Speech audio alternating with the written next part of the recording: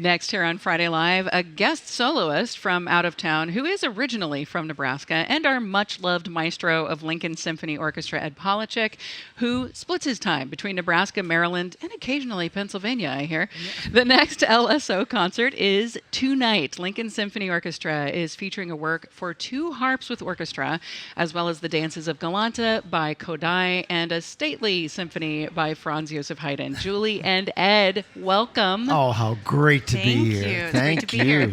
Julie Smith-Phillips, amazing to have you in town. If people are attentive classical listeners, they've heard your harp CD on our airwaves here, and now you're here in person, so this is great. Here I am. Well, the concert that's tonight is called The Space Between. Where does that name come from?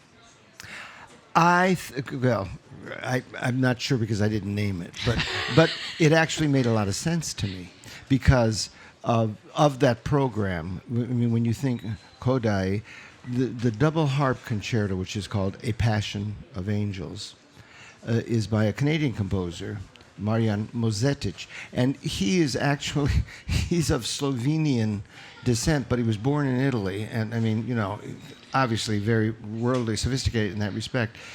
And closing with the Haydn, London Symphony 104, if you really want to follow the thread, you begin to find that there really there are threads that go. Obviously, Kodály, Hungarian, right? Mm-hmm. And these dances that were put together because he was so involved in folk music and discovering the roots of Eastern European, the genesis of the folk tunes, the rhythms, the dances, the melodies, and all that.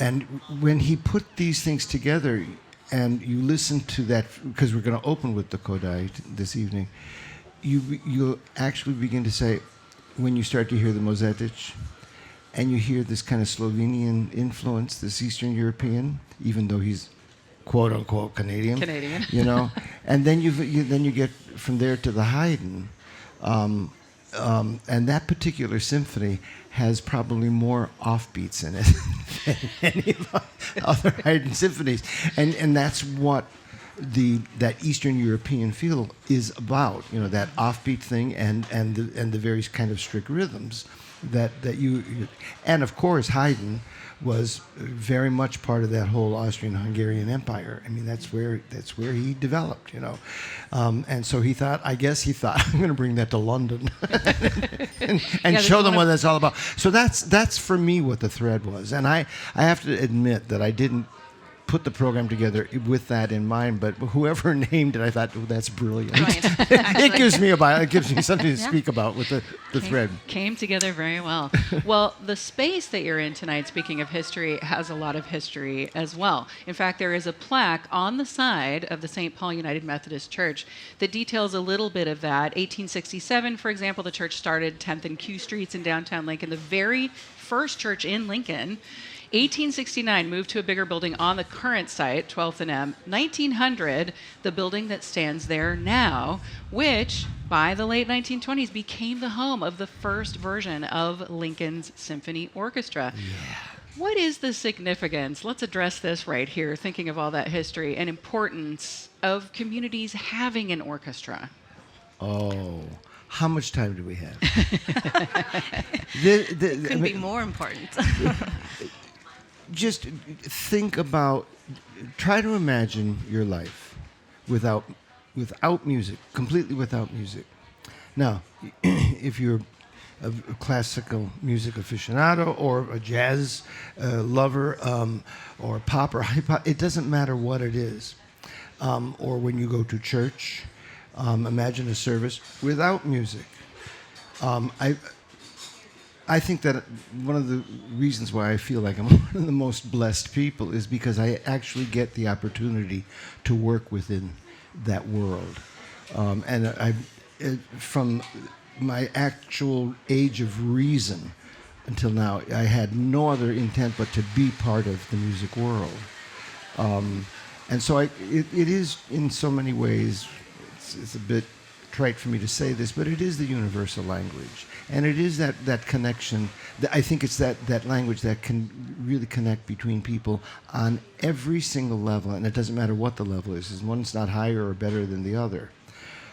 So I think that's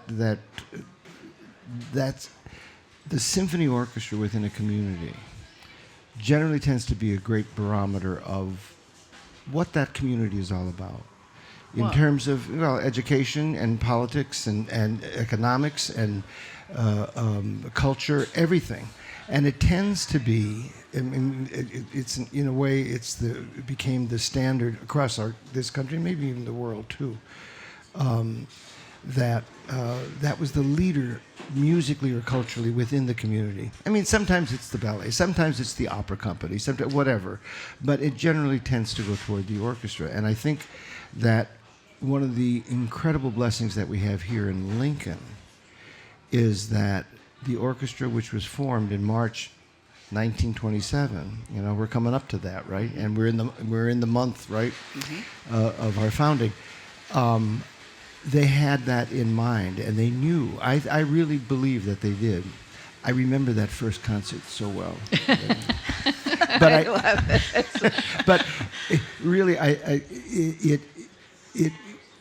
the blessing that we have here is not that we have a great symphony orchestra here, but we have a great community that figured that out in order to have a great symphony orchestra right here in Lincoln. So that's kind of in a nutshell. I'm sorry to go on. No. And Julie, I know that your experience with Hastings Symphony Orchestra was pretty, can I say, instrumental? Is that too punny in your life? Absolutely. I was just thinking about that, and without a community orchestra in my hometown, I would not have the pathway and career that I have today. I would not be sitting here by any means. So I absolutely agree with you, Ed, in terms of the orchestra being somewhat of a barometer for a community and for a city. And if you have a community that can support that orchestra, you really have, forward-thinking people in the community, brilliant minds. They know what is not only important for their city, but just for the arts and expression and it's just youth and the education and youth, everything. So I am a product of a strong community and a community orchestra that could really inspire me and set me on a path of music and art. Everyone listening, look up Julie Smith Phillips so you can read her bio and get some more details. Originally from Hastings, now living in California, playing with San Diego. Yes, Symphony. Principal harp. Principal harp for San Diego. The harp is a pretty special instrument, and I feel like the majority of people don't get to know it very well. Do harpists use fingertips or fingernails to pluck the strings? We use fingertips. We actually do not have nails. Only when composers request a very certain tone or color do we use something harder like a fingernail or a guitar pick. But we only use 8 fingers out of our 10. We never play with our pinkies. And we move so quickly often that you just can't see that, I guess. But another thing that people may not realize about the instrument is that it has 7 pedals along the base of it. Mm-hmm. So each pedal will change the one individual string, note pitch on the harp. So we have a C pedal, a D pedal, an F pedal, and each pedal then has 3 positions it can be in. And so there's quite a configuration on the bottom of the instrument, which produce the different pitches that we have to create. So, amazing. Yeah, it's fun. Now, from the balcony of a hall, a harp looks kind of small. But if you get next to it, it is a large instrument. So, Julie, do you lift weights? I lift my harp. It's pretty much my gym workout whenever I need to move it. So, I didn't know that about just the counting the thumb as finger 1, which some people, like string players, don't look at it that way, but as 1, 2, 3, 4, and not use the pinky. Yes. In keyboard music, it was just the opposite. They used only the 2, 3, 4, 5, and no thumbs. That was early. Didn't realize that. Yeah. But you're right, because you do it so quickly. You can't. The pinkies move with the 4th fingers all the time. Because they are connected. Yes. Yeah. What's the maintenance schedule for a concert harp? You Well, on a daily basis, you'll tune it just to keep all those 47 strings in proper pitch. On a yearly schedule, you'll want to have it regulated by a harp technician, where they come in and just make sure the discs at the top of each string are perfectly in rotation to what pitch you need. There's a lot of string changes along the way.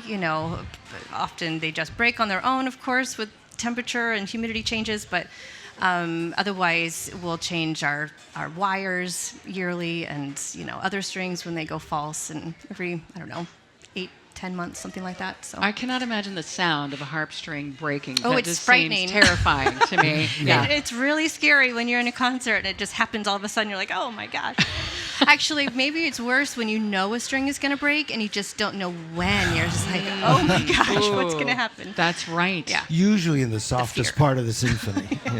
That's probably, there's some sort of Murphy's Law. Exactly. Well, now I know we haven't really talked about the repertoire too much on this concert, but we do address that, the three of us, as well as Katie White-Chulis, in our pre-concert chat, which I will mention is on the Lincoln's Symphony Orchestra YouTube channel right now. So you can go deep dive into Mazzetich and the two harps playing together and all of that.